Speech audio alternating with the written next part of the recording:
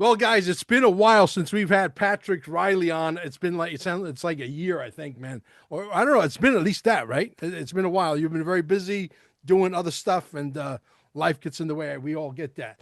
But before we get started, folks, Reaper.financial. That's where you find them. Reaper.financial. The guy's brilliant. But we do have to pay the bills around here, so don't forget to shop with the good guys. We got new garb coming. I can't wait to introduce it at QFS 1776.com / shop. QFS 1776.com / shop. We got new t-shirts. I can't wait to introduce them to you. As soon as Amber gets done with her job, I'll be able to dangle them and show them all to you. Amazing, amazing designs. I know some of you guys are going to try to copy them out there. You know, the XRP Army 1.0, 1.50. But anyway, I won't mention any names, but that's happened. But carminesgold.com, if you need gold or silver, I could get you gold or silver. All right. This is the number you contact me for both gold, silver, and XRP. XRP has to be nothing less than $10,000. Nothing less. Maximum, there is no maximum. You could say, I got $1 million, I got 10 million. Yes, yes, yes, 100 million. We could do as much as you want. And you better get it while it's cheap because I don't know how much longer these prices are going to last. So that number is 786 704 8817. 786 704 8817. We got brokers, international brokers all over the world, and they'll pick up the phone and call you. You'll get that personal touch that you don't get with Coinbase and all the other exchanges.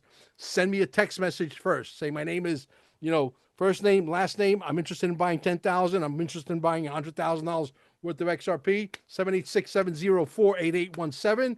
And also, if you happen to be in the area in Cape Canaveral, which is where they're going to be building the Golden Dome now, okay?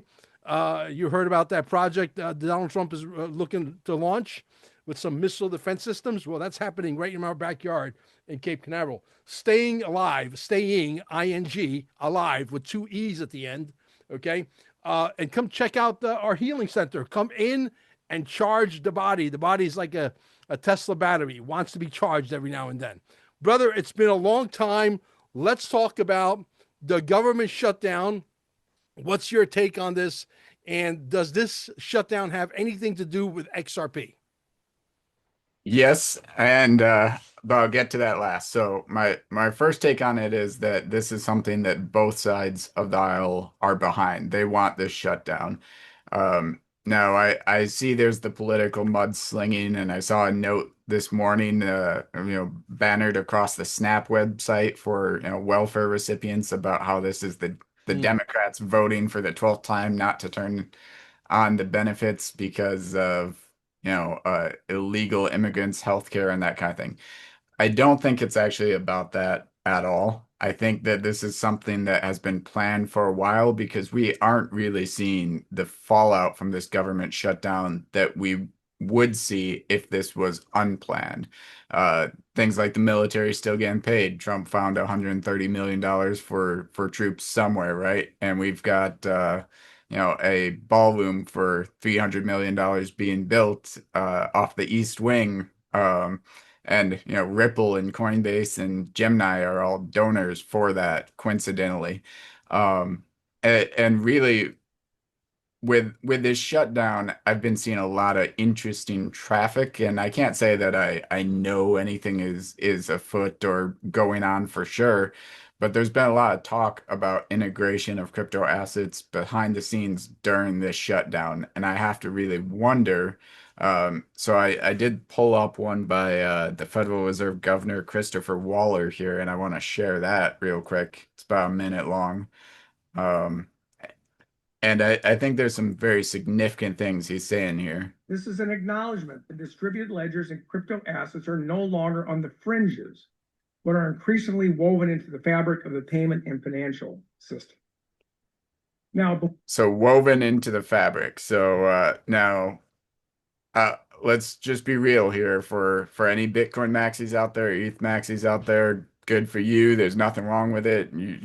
You're more than welcome to enjoy whatever coin you enjoy, but Bitcoin is not woven into the fabric. Ethereum is not woven into the fabric.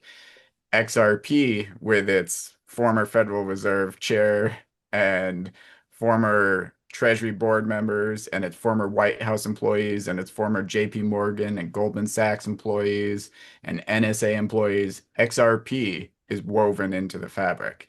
So when I hear this from Christopher Waller, the current Federal Reserve governor, that to me says he is saying that right now XRP is about ready to go. The RTPs, the FedNow system is all ready for the switch to flip. And I feel like this shutdown, we've been hearing a lot of very confident talk from government officials about cryptocurrency just over the last month. Before we hear from these innovators, I would like to touch on roles that the Federal Reserve plays to support the private sector. These include serving as a convener to solve coordination problems and operating core payment and settlement infrastructure. We are also looking ahead, conducting hands-on research on tokenization, using smart contracts, and the intersection of AI and payments for use in our own payment systems. We do this. So when he says payments, again, Bitcoin, 6 transactions per second, and you cannot send payments on Bitcoin or the Lightning Network to such a scale that you would be able to service the Federal Reserve. And 23 transactions per minute instead of 6 transactions per second. I'm not trying to correct you here. No, there's varying claimed results, but at the end of the day, Bitcoin is just too slow. You have, if everyone tried to dump and get out of Bitcoin right now, it would take 2 years for some of those transactions to actually go through. And if that math doesn't startle you and you just love Bitcoin, like I said, great, good for you. But there's reason me and Mel are in XRP. Absolutely. So when he says payments, obviously he is talking about XRP here because that is the only one that does 3 to 5 seconds for less than a penny. Ethereum, proof of stake, you still have gas fees and it's still untenable as far as a payment system. And yes, there are other cryptocurrencies out there that can sort of compete with XRP on the grounds of transactions per second and speed and things of that nature. But those other cryptocurrencies do not have Ripple and Ripple's board members and all the other government officials intertwined and, as he said, built into the system.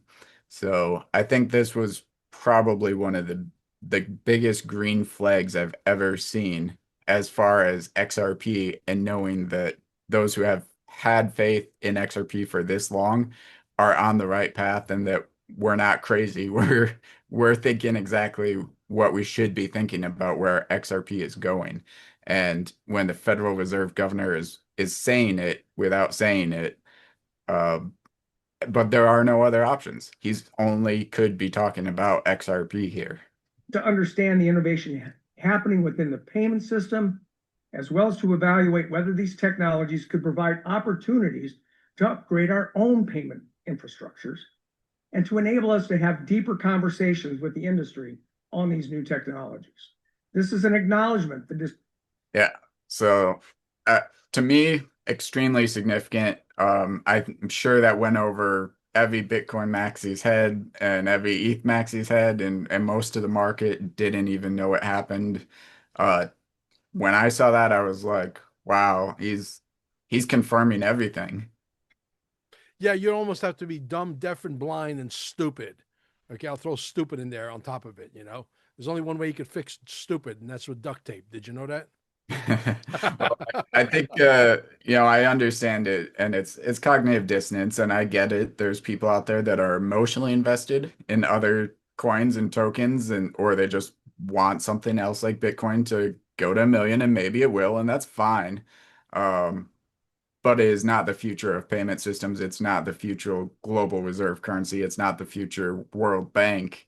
Ripple, XRP, what we're seeing here, yes, that is what is coming. And until someone shows me something that competes with it or can compete with it, this is what's happening. Listen, if you put lipstick on a pig, it's still a pig. Yep. Right? And the bottom line, let's war game this just for shits and giggles. We know we're going to a DOGE, I call it Department of Gesara, They call it Department of Government Efficiency. It's the same fucking thing. Doesn't matter how you look at it. You look at the way the one is behaving, and you look at the lingo of Nasara Jasara. They're identical. So, having said that, the bottom line is this: the government has a lot of experience in Ponzi schemes. They've had over 200 years of experience in Ponzi schemes, and they have a black belt in Ponzi schemes. If they wanted Bitcoin to survive, even though we understand it does nothing, even though we understand that the Michael Saylors, the Mike Novogratz, the Max Kaisers of the world will never step into the ring with me and you because we will literally take them to the wood shredder. That's a fact. Based on facts, based on mathematics. Mathematics is like a pregnant woman. You're either pregnant or you ain't pregnant. You can't be almost pregnant, right? So the bottom line is, let's just say they give the ETFs and all the smoke and mirrors and all the bullshit.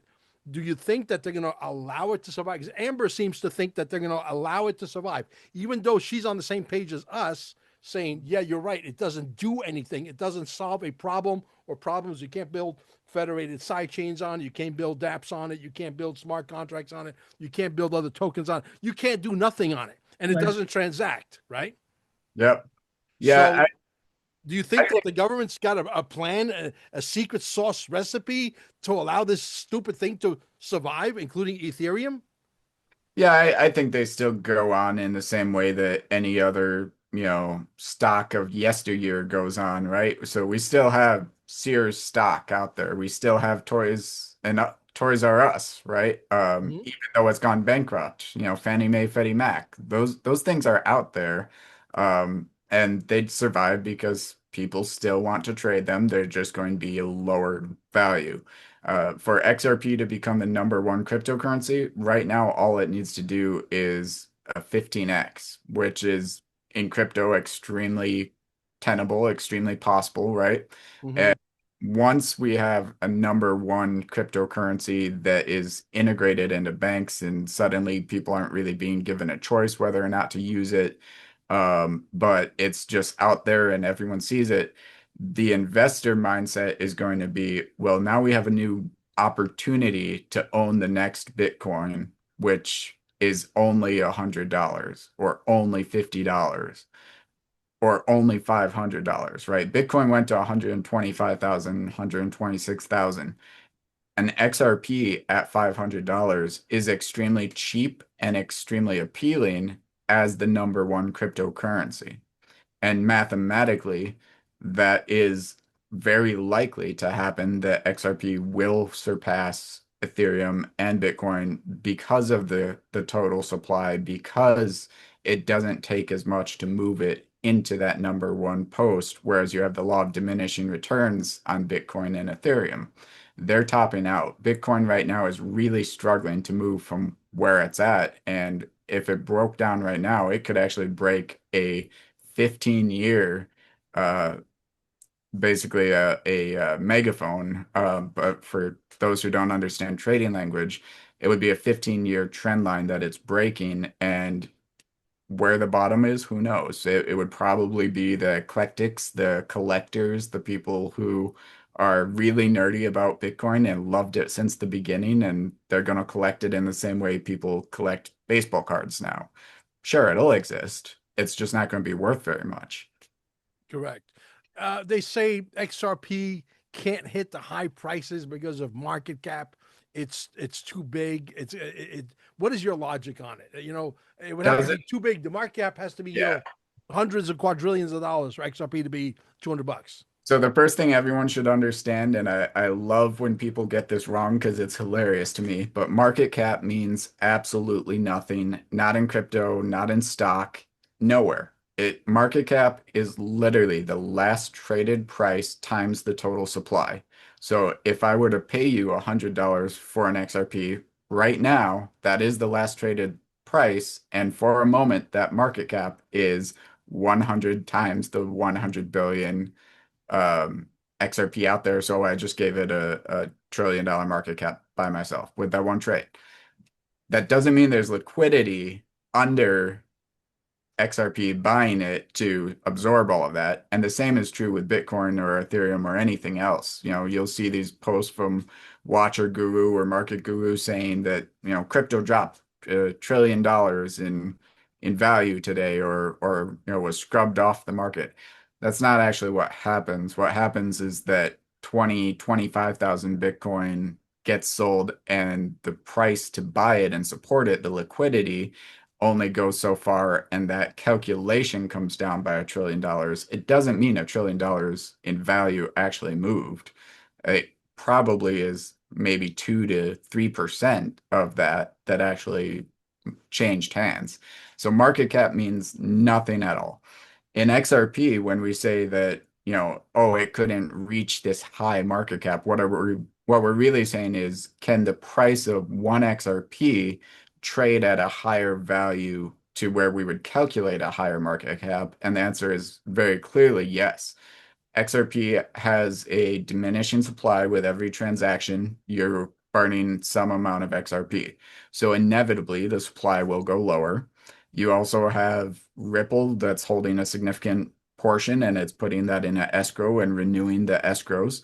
And now they just picked up Evernorth. Evernorth is essentially a plan to do what Michael Saylor has been doing with Bitcoin.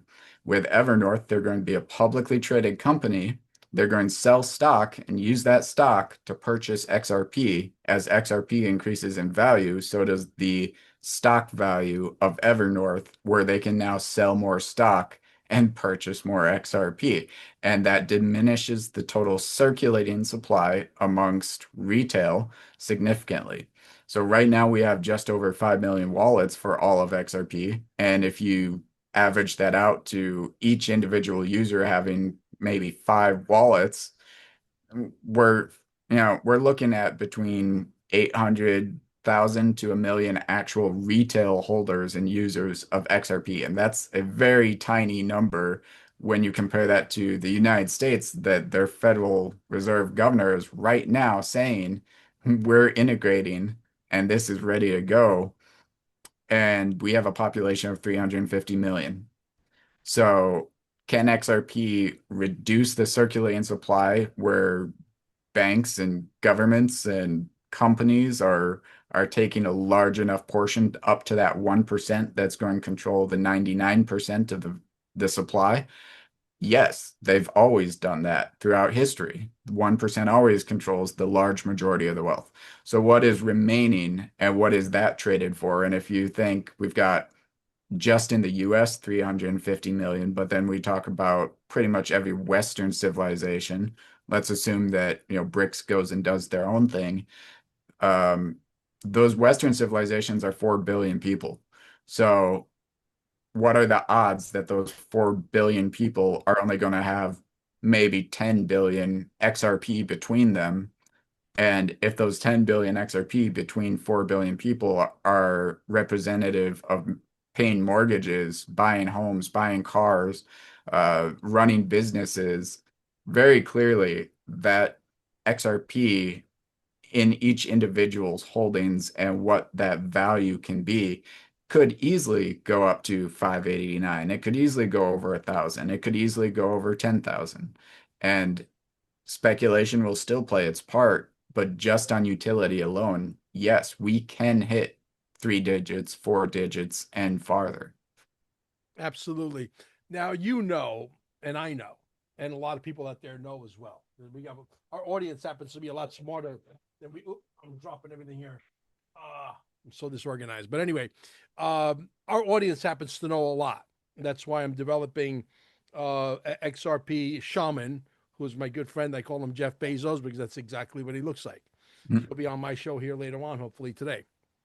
And we all know that they go out of their way to bite their lip to really minimize and talk as least as they possibly can about the one XRP, including Elon Musk, including yours truly, Eric Trump, who was recently on PBD, Patrick Bet-David, who, by the way, they got into a conversation and they said, "Oh yeah, I'm good friends with Brad Garlinghouse. I go out to dinner with Brad Garlinghouse."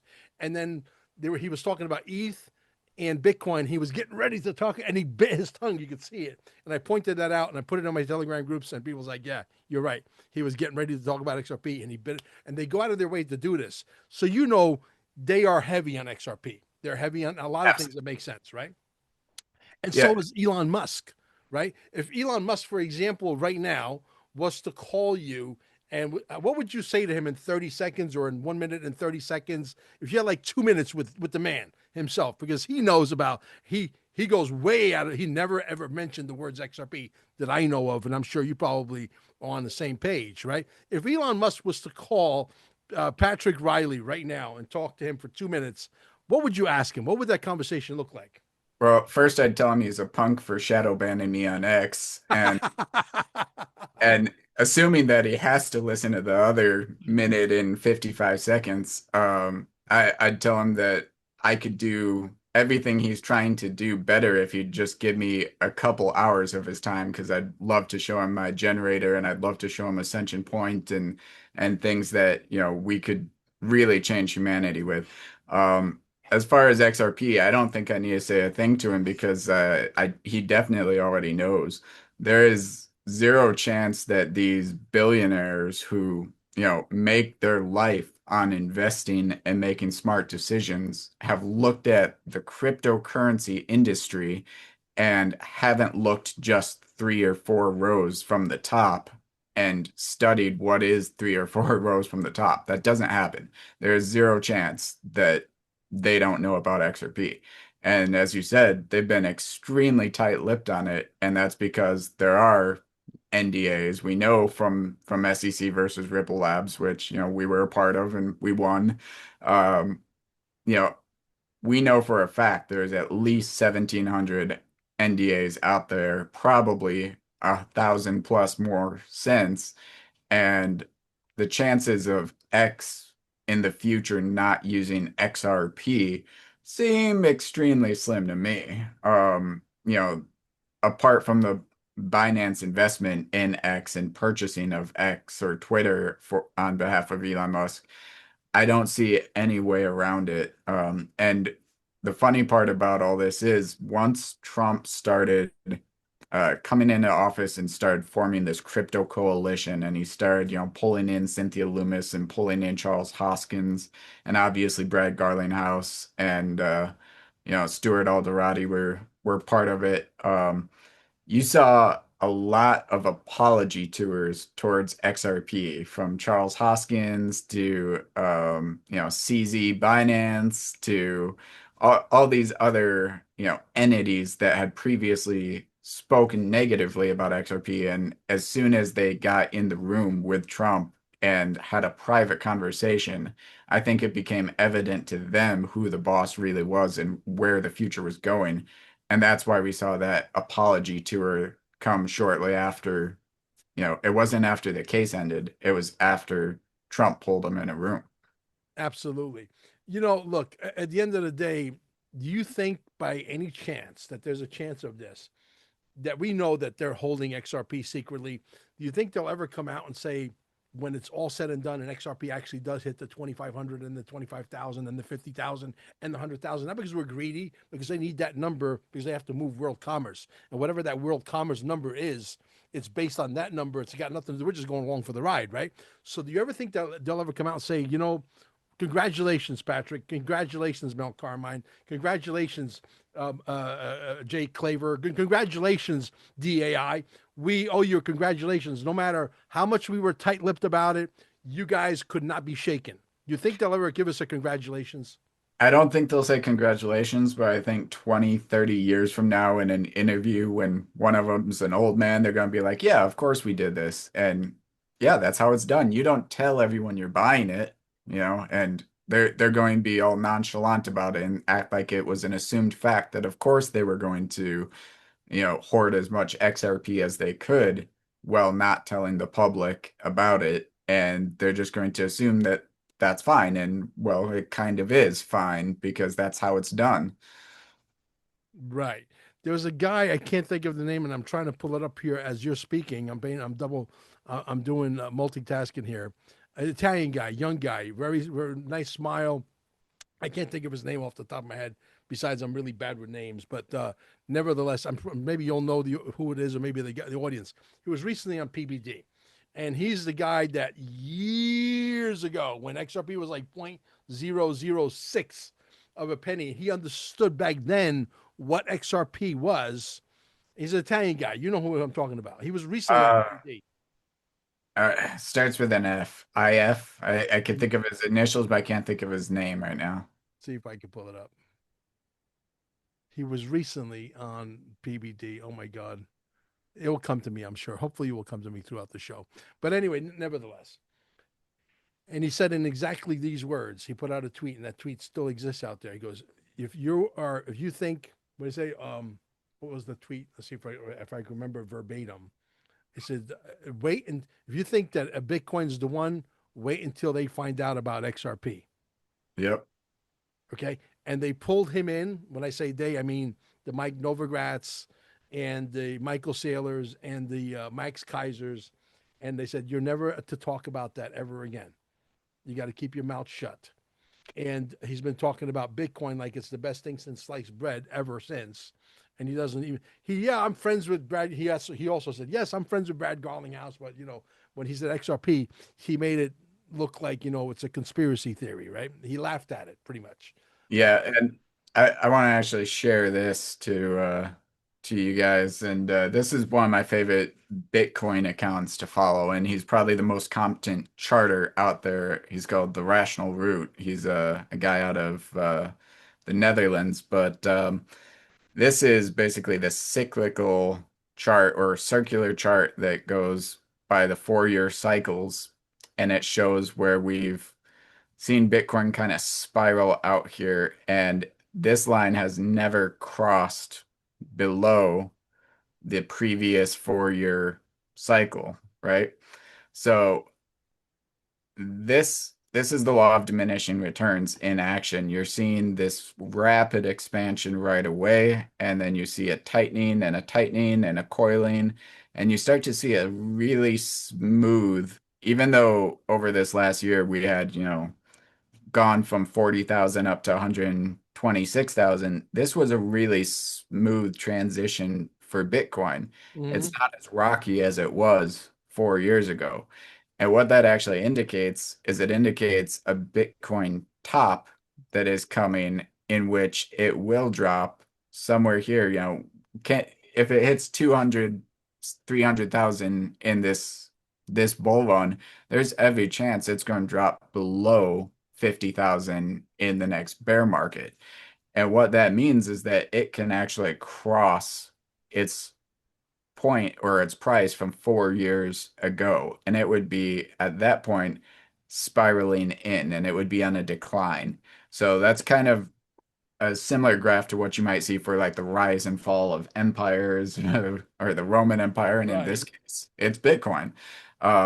And the law of diminishing returns is always right. You're not going to have the expansion or the multiples of gains in Bitcoin every cycle that you had in the previous cycle. It's going to be significantly less.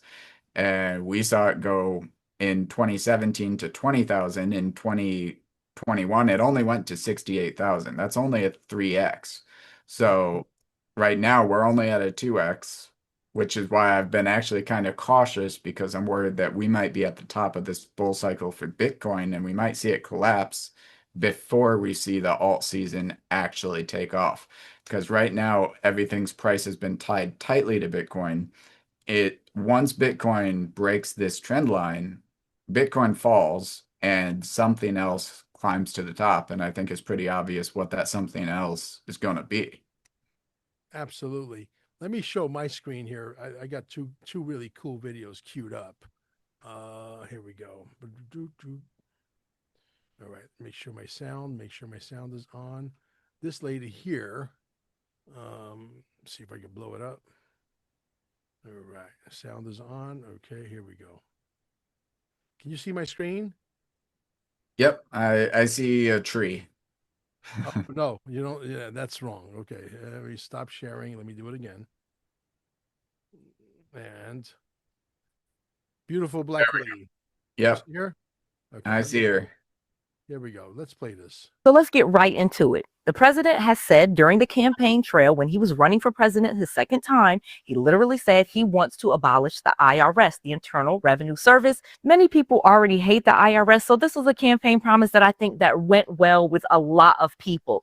The plan was to replace the IRS, the Internal Revenue Service, with the ERS, the External Revenue Service, a new agency that was going to be created. So let's break this down, how we got here, what's going on, and give you some real numbers on what you can do. As you know, Noelle Randall is a real estate multimillionaire, an entrepreneur, a mentor, a mom of 5, and so much more. But I am actually very educated. I have 2 master's degrees, one from Penn State in economic development, and I have my MBA. So I am always trying to learn and think about things. So let me break this down for you in simple language, because it is not hard to understand. And you don't need any fancy degrees to understand any of this stuff. So currently, at the time of this recording, nearly 1,300 IRS employees are on furlough. But let me tell you another amazing, crazy thing. 1,300 IRS employees were already fired, completely just terminated. So we already started to see this decrease in what's going on in that agency, but most of it has not been around revenue collection and different things like that. So let me break down the numbers for you. America has increased tariff revenue exponentially. That was basically what the ERS was supposed to do. It was supposed to have tariffs, increase tariff revenue, and that revenue would replace income tax and a lot of the taxes that we as taxpayers pay. However, most people immediately broke down the numbers and said, wait a minute, that is not going to be enough revenue. The federal government's budget is estimated to need $7 trillion. We collect about $5 trillion in income taxes through all of the different taxes. I'll break those down in just a second. Now, we don't know if she's an implant, okay? I watched part of this. It's very interesting. She's right on point. Let me exit this.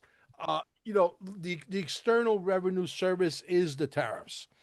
During William McKinley, this country had more money than they knew what to do with, and that's the exact plan that Trump is running on, besides shrinking the government, besides getting rid of the IRS and get rid of all these agencies that don't even exist, where there's like one guy and there's a bunch of fictitious social security number, and that guy's getting paid $22 million a year, who doesn't even show up to work because there is no place to go because there's not even a fucking office.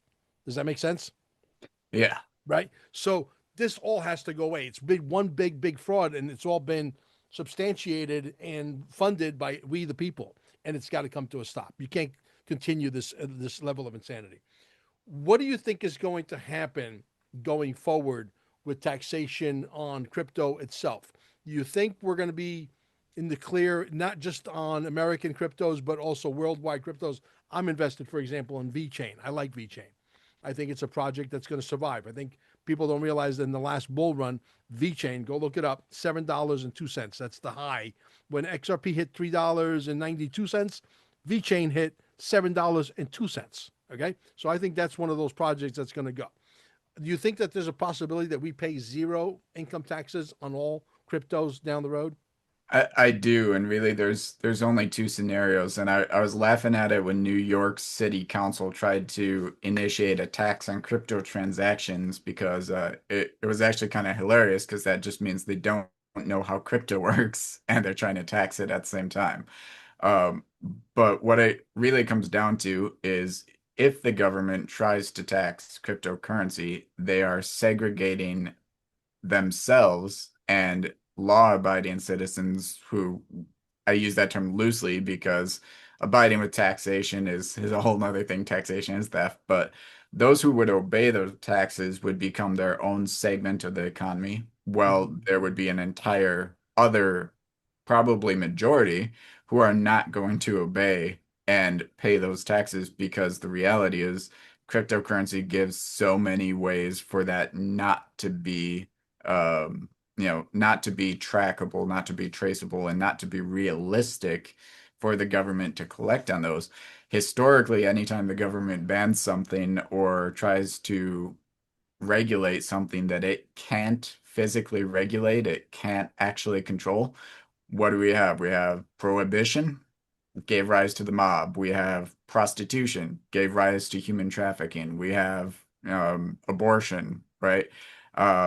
These things that it tries to control that it can't actually stop, it always just gives rise to a black market and to, frankly, a very powerful black market. I think with cryptocurrency, if the government tries to tax transactions or income in cryptocurrency, what they're going to end up doing is they're going to end up making themselves the minority as far as people who are actually willing to comply with that, not just because there's so many, freedom-loving people out there that don't want to pay taxes, but because it's extremely impractical and it doesn't make sense from a cryptocurrency use perspective to pay those taxes on every transaction.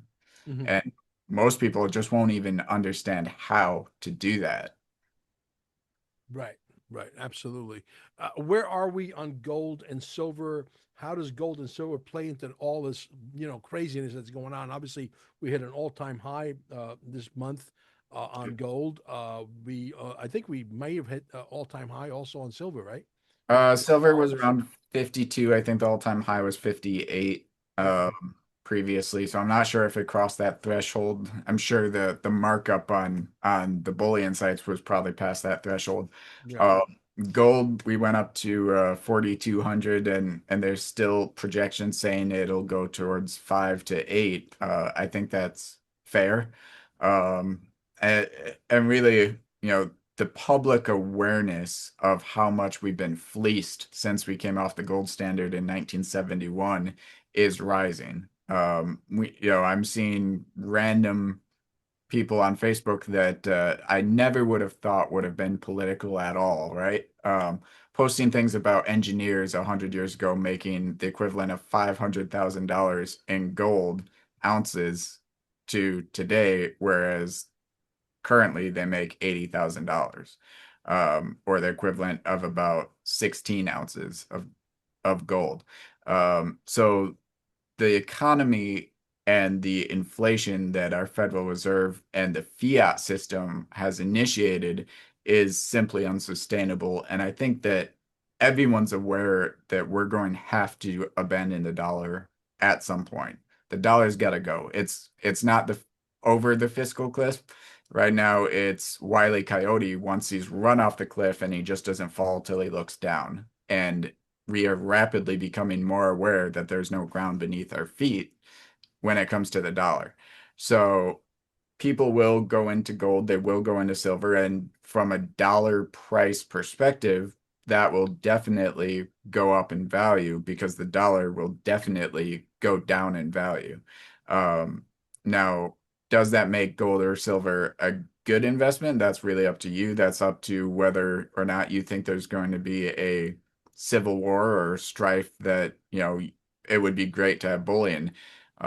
If you're expecting a war in your area, if there's people that are outside the US, or if you are in the US and you expect that a collapse of the dollar might instigate a war, then having some coinage is a really good idea. You should definitely have some silver ounces and some I personally like the ones that you can actually break up. I think APMEX makes them, and you can break them down into the gram.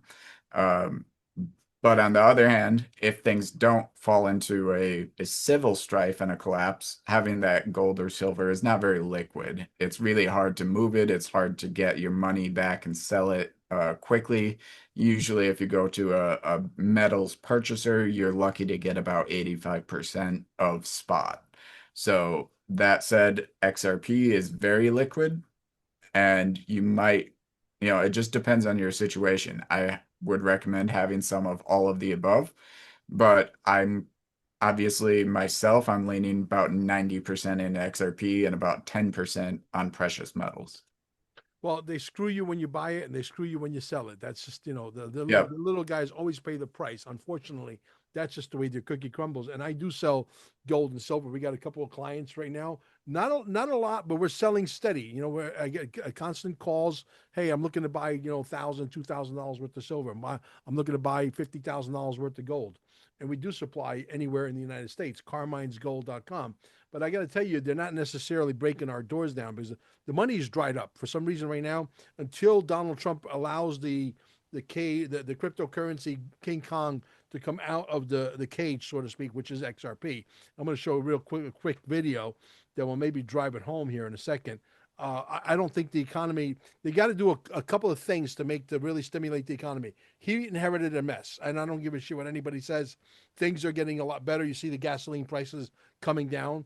On the I think the entire United States, I think they're down quite significant. I know we're paying under $3, but I belong to BJ's, wholesale club. I'm giving BJ's a freaking plug here, and I get gas for super 93 octane for about $3.10. Sometimes it's $2.90 for high test. That's pretty good. So we know that things are moving in the right direction. Now, do you think that once the price of gas comes down, that the inflation will start to level out some? I think that depends honestly all on Russia and Ukraine and NATO. If we see NATO and Russia stepping up, which it does appear that they are, preparing for that. France and the UK and Germany all are preparing troops to get involved. Poland's been prepared.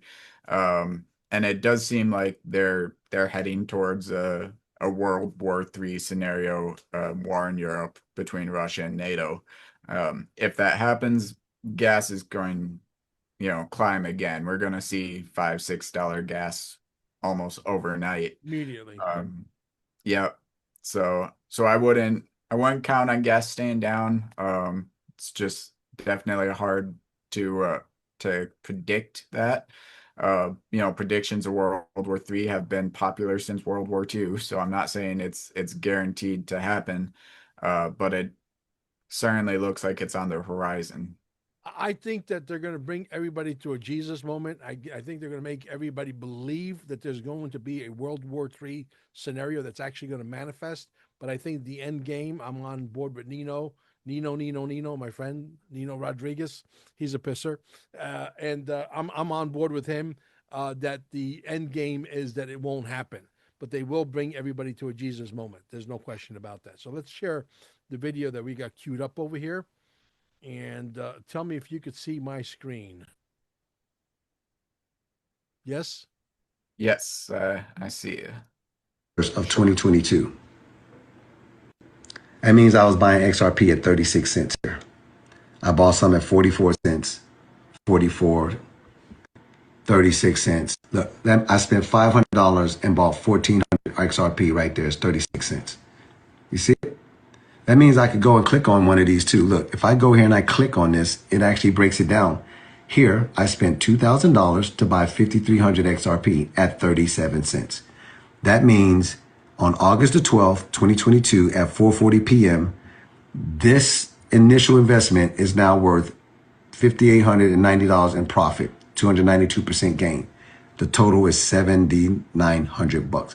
That means over here, all of these are in profit for me buying XRP, not at this price where everybody else is hyped up about, buying it when nobody else wanted to buy it, when it was over here at 36 and 42 cents and 49 cents. Y'all didn't want to buy it then, but I was buying it. See? 44, 48, 44. This is the blockchain. It ain't gonna never forget these transactions. So men lie, women lie, numbers don't lie. I can calculate for every single one of these.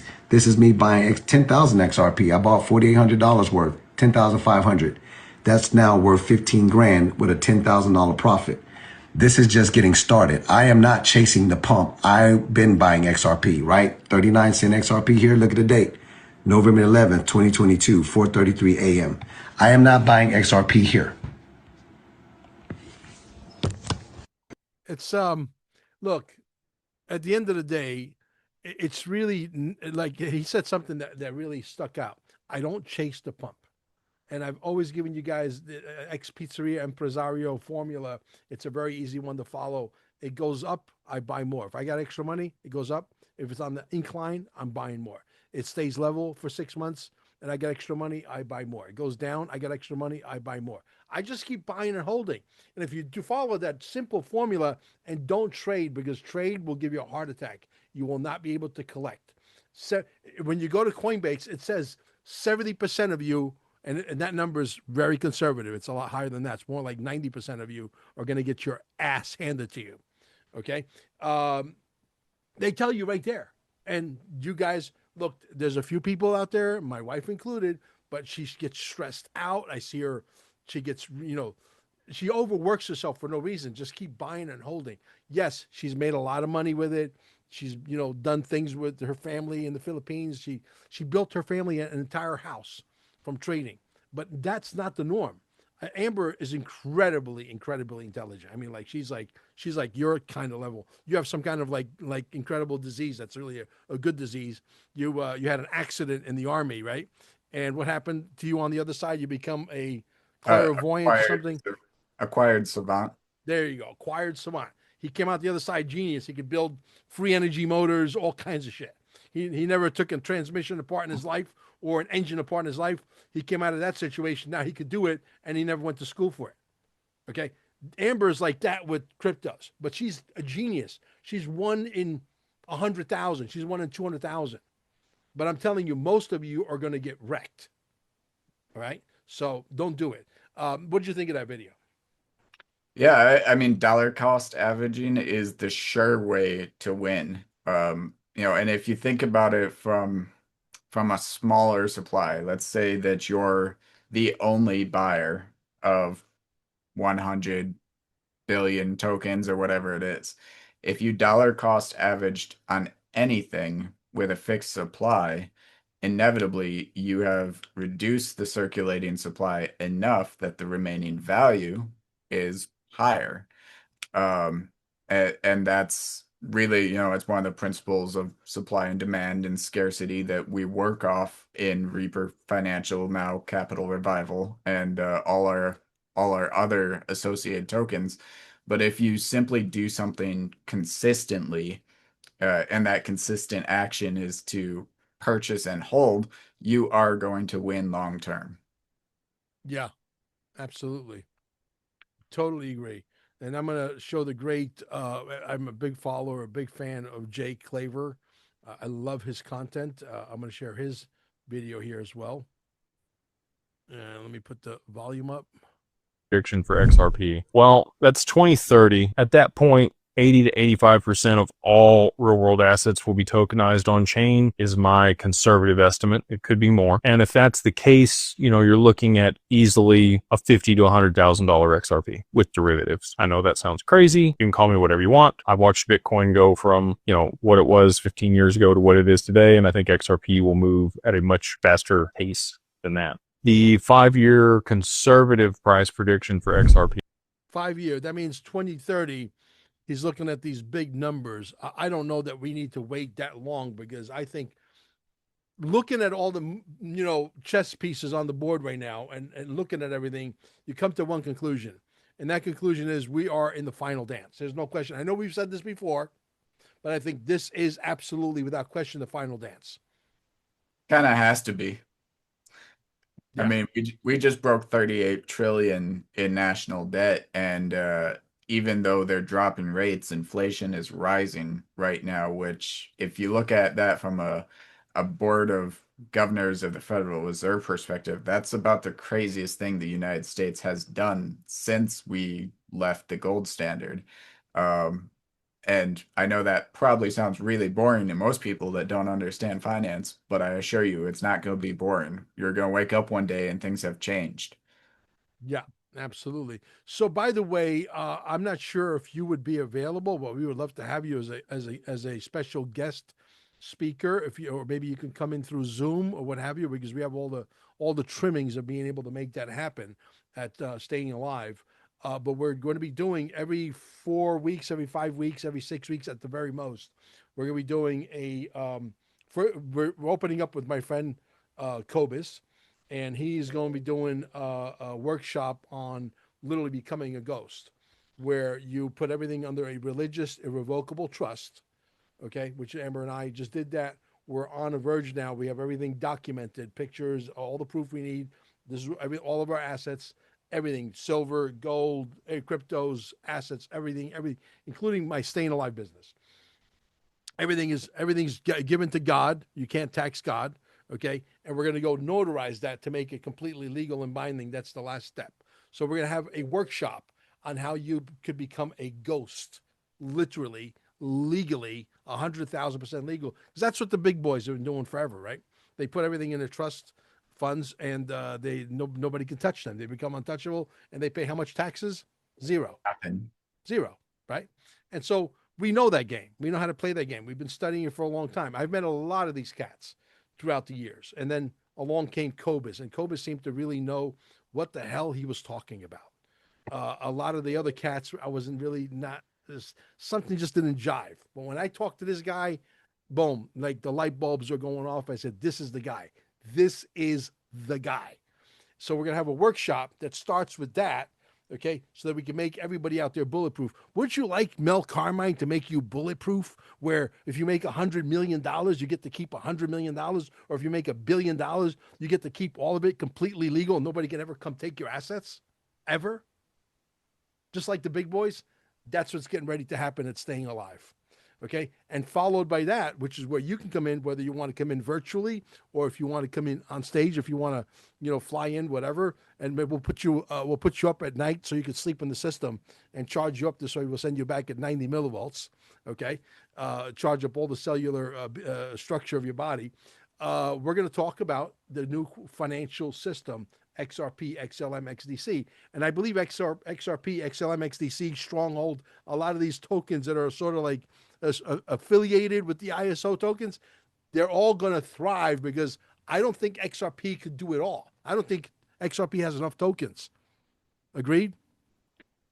There's definitely room for other things, and obviously I've built out my ecosystem with RPR, ASC, ARC, Pillars, Box, and now we've acquired STX or Stratix, Strategy XRP, and there's ways to create additional utilities and products out of other tokens that will attach themselves to XRP that are going to blow people's minds. And I know most people don't understand what I'm doing now, but it's going to get a lot more aggressive as we go.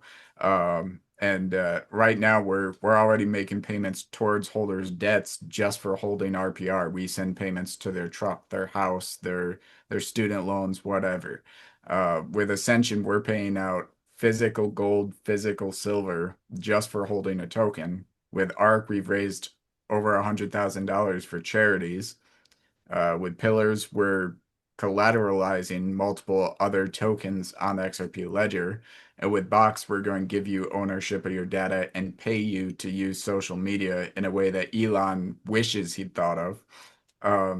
And so, it's really, there's so much room for innovation right now that I feel like we're at the beginning of the internet again, where most people don't understand how to make a website.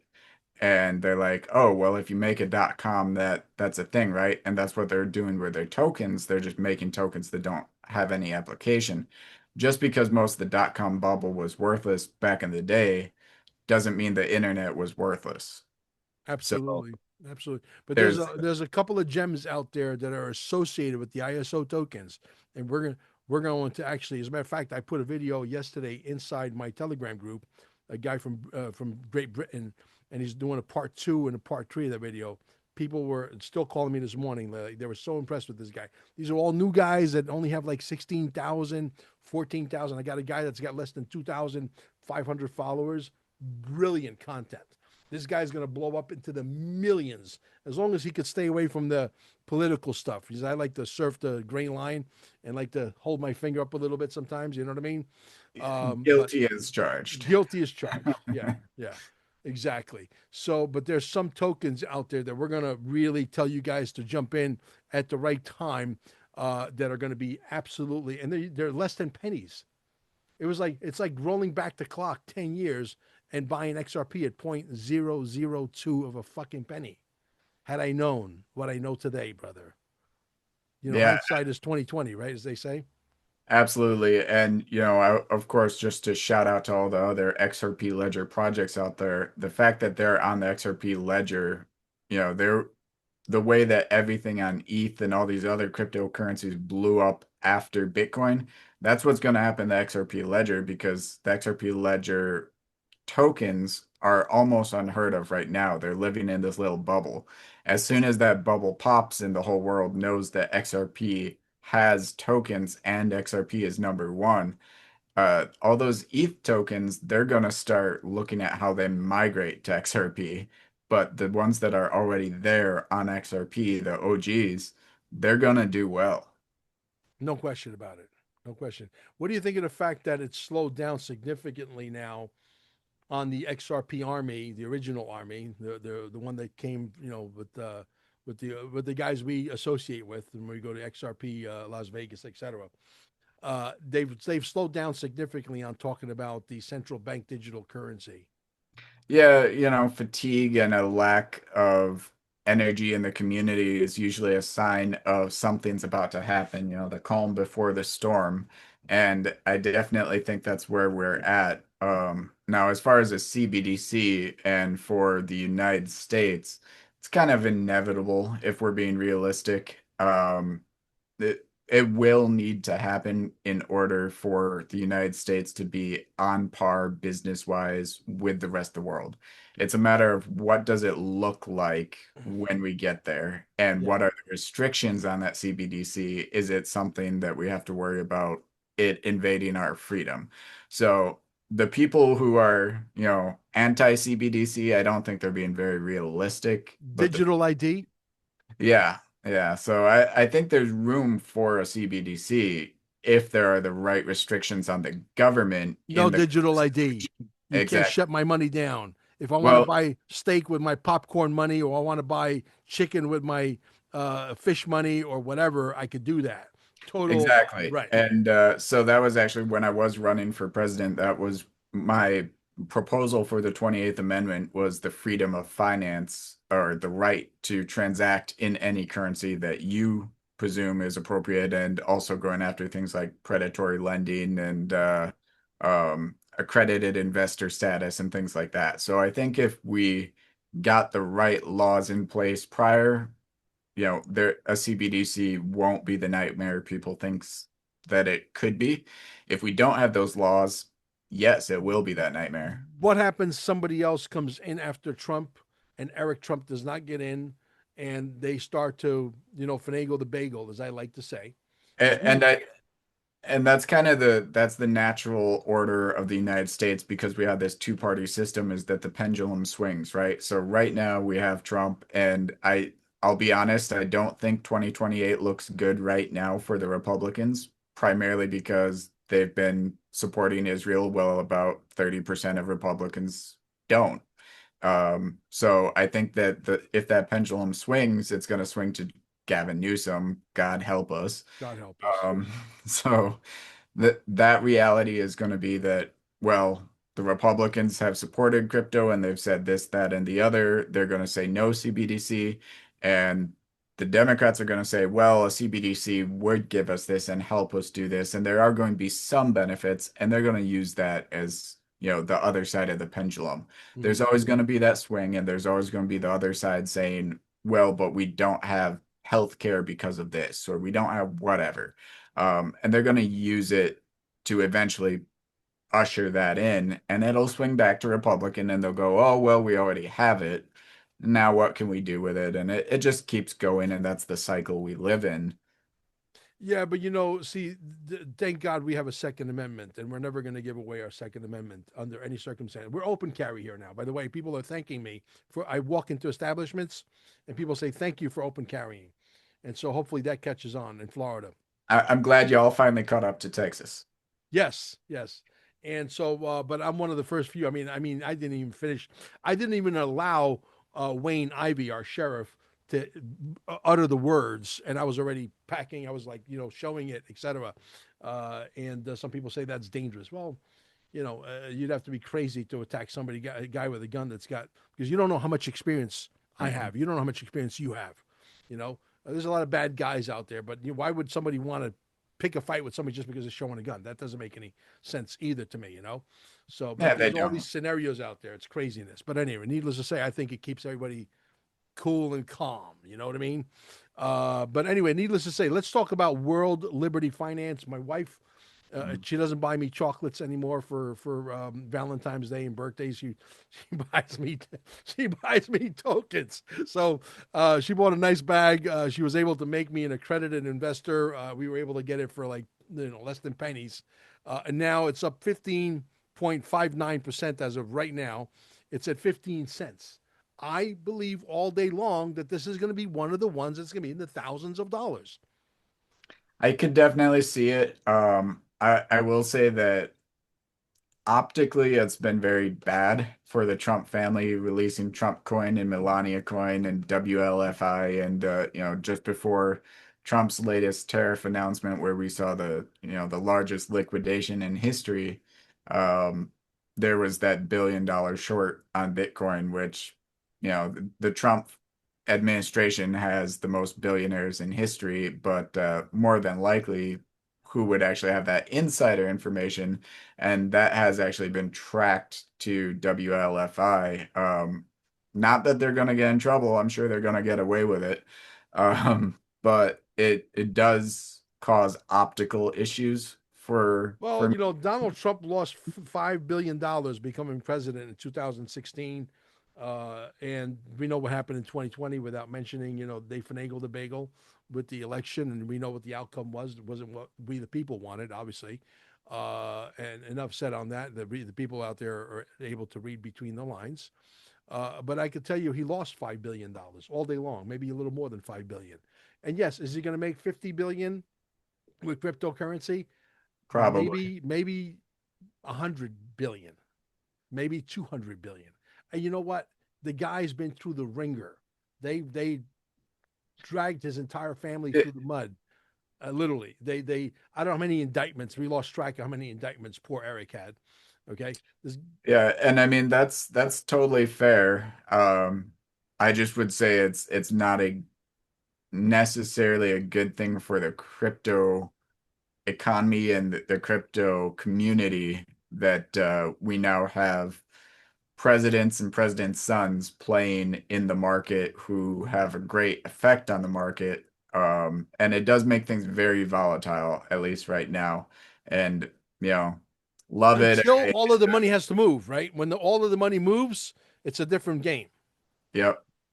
Do you see another major crash before we go, or was the last one that when we hit $1.10 and I bought at $2.82? Okay, hindsight's 2020, right? I think that we will have another major crash before the end of the year, and that's primarily just based on charts.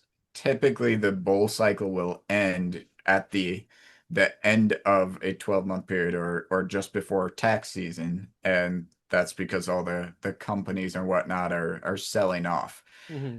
What happens is if there is a crash or a black swan event, then most of them won't be able to sell off at profit, and most of them have to hold to next year, and that extends this bull market into 2026 where it no longer has to face that wall of January 1st. So given that the market is highly manipulated and this bull market seems to be moving much slower than historical ones, I think there's a very good chance we see another black swan event, only so that it perpetuates and accelerates the bull market for 2026. What would be the reason for another crash so that the big boys like BlackRock, Vanguard, State Street, BNY Mellon, they all get in on the cheap, and they're going to lock the doors for the little guys? You won't be able to buy at those prices, so It, don't even think about it. exactly. Essentially, what they're doing is they're locking the doors for people to exit just before the end of the year without causing significant damage to all of those little companies out there that are holding it in all of those home offices.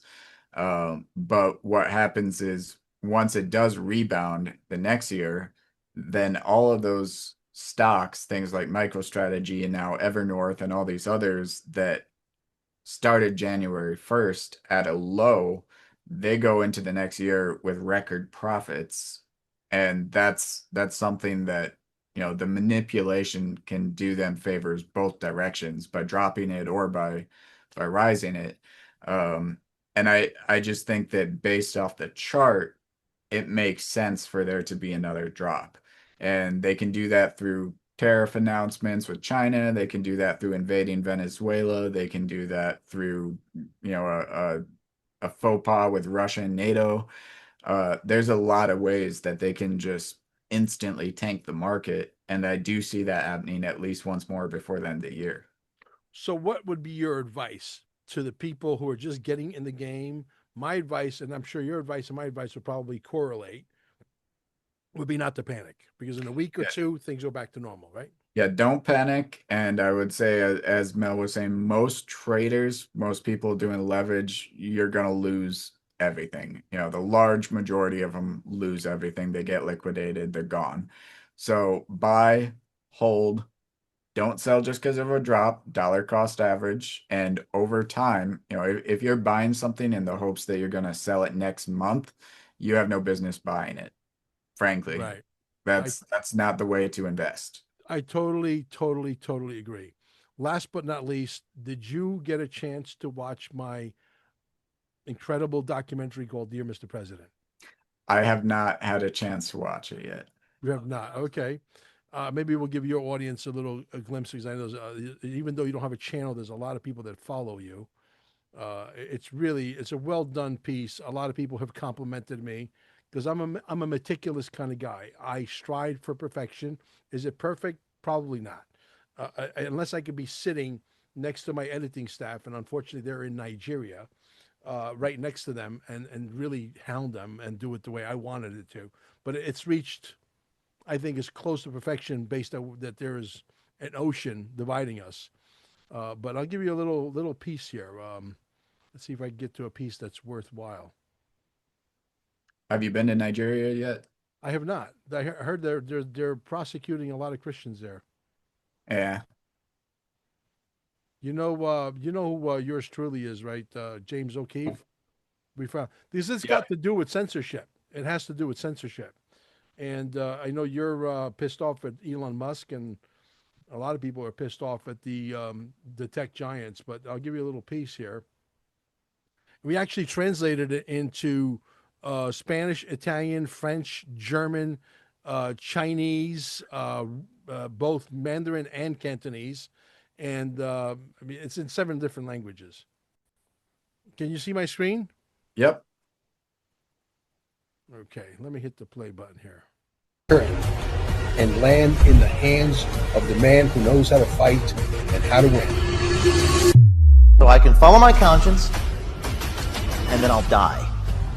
But I can lie, and I can live. And people will do anything to survive. They'll survive at any price. The question is this: what is your price? Because if your price is not your life, then you are for sale. Dear Mr. President didn't start as a documentary. It started as a letter to President Trump. A letter I planned to record as an audio, hoping that one or both versions would land on his desk. That's it. Then something happened. On a Monday live show with our co-host, the idea caught fire. Everyone had input. Everyone felt it. It wasn't just a letter anymore. It was a mission. And that mission quickly grew into a documentary. Now, let me be blunt. I've never done a documentary in my life. This was my first. Worst case scenario, I humiliate myself on a grand scale. I didn't care, because failure was never part of the option. I don't even think in those terms. I'm not wired that way. I charge forward as if I already won. So I started to reach out to the biggest podcasters I know, and I know quite a few. I would love to tell you that they all stepped up. They didn't. Most of them sat on the sidelines. Maybe they didn't want to take a chance on Mel Carmine, the new guy in the documentary arena. Or maybe, just maybe, there was a little bit of jealousy involved. Charisma is a dangerous thing in insecure rooms. But I hold no grudges. I fight even for the ones that ghosted me. Big podcasters, small podcasters, it doesn't matter. I'm fighting for all of them, because this isn't about Mel Carmine. This is about free speech. This is about the war on free speech. That's why the film is free. We're not charging a dime. We want it to grow legs so that no one can accuse us of a cash grab. I've heard it over and over again throughout this journey. We need an internet bill of rights. And every time I heard it, something inside of me screamed and said, why? Why do we need that? We already have one. It's called the First Amendment of the Constitution, of the United States of America written in ink, not suggestions. Why would we rewrite our rights to placate tech tyrants who think they're above the law? Why would we kneel before Silicon Valley, especially now with Donald J. Trump in a position to use one pen stroke and it's over? A man who knows damn well how to lead. What we need isn't new parchment. We need real enforcement. We need an addendum to the First Amendment for digital platforms, a powerful executive order with 1,000% flexibility to go after any and all guilty parties, plain and simple. If a platform infringes on free speech, that's strike one. By strike two, they face obliterating fines. And if they still don't comply, let them be replaced. The Trumps know plenty of programmers. We can take over their platforms, level the field, remove the censorship chokehold, and restore full spectrum free speech. No more speed bumps, no more blacklists, no more algorithmic gags. Let the truth speak. Because when it does, mainstream media won't stand a chance. They'll be like a rat in a cage fight with King Kong. Now let's talk about what's lurking in the basement. We know there's potential collusion, yes. Possibly from a very small portion of the military-industrial complex. Puppet masters behind mannequins like Zuckerberg, Mohan, and Mosseri. If that turns out to be true, and we discover factions of our U.S. intelligence hands twisted these CEOs into silencing Americans, let me be clear, that is treason. You know what the penalty is. You don't need me to spell it out. But know this, if that's what's going on, we will not whisper. We will yell, loud, clear, 117 times a day. And the mannequins, they'll be right there beside you when justice comes. Facing the wall, let me remind the spoiled tech elite of something else. America is not just a market, it's a privilege. Everybody wants in, because we're still the richest, most powerful nation on earth. Is that pretty fun? Is that freaking powerful or what? It's great. Yeah, it's a masterpiece. It really is a masterpiece. Unfortunately, we got overshadowed by Charlie Kirk's death. Whether it's a psyop, we don't know. There's a lot of things that just don't add up. And thanks to Candace Owens for shedding light on a lot of stuff that makes sense. Yeah, and I don't know if you saw Ian Carroll's recent expose about 2 days ago, but that one is definitely worth watching. Okay. Definitely send it to me. Absolutely. Send it to Amber as well, and she'll send it to me. But anyway, needless to say, brother, it's been a pleasure having you.